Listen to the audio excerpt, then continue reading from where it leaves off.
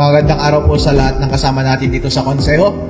Ang pinopropose ko po ngayong araw na ito ay para talakayin natin ang mga benepisyo ng ating senior citizen. Dahil po marami rin po kasing katanungan ng ating mga senior citizen tungkol sa kanilang benepisyo. Marami pong lumalapit sa aking opisina na nagsasabi, Harold, kailan namin makukuha ang aming pension? Entitled ba ako sa pension kahit meron akong nakukuhang salapi mula sa ibang ahensya ng gobyerno? Entitled ba ako sa pension kapag mayaman na ako at hindi ako indigent? Kapag limitado lamang ang mga pension, paano ba ako makasali dyan? Sino ba ang nag-maintain ng listahan? Sino ang magpaparehistro? Ano pa ba yung mga ibang benepisyo na entitled ang mga senior citizen? Kahit ba hindi ka indigent, ay entitled ka pa rin sa libreng konsulta sa ating RHU? Covered ka pa rin ba ang yakap program ng PhilHealth?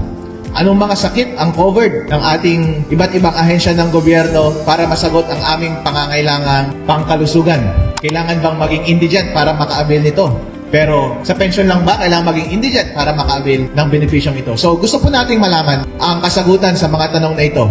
Ang objective po natin ay makapagpresenta ng malinaw na explanation or clarification sa ating mga kababayan kung ano yung buong universe nang pwede ninyong makuhang benefits bilang senior citizen. At ano yung mga requirements para makapag-avail kayo ng specific benefits.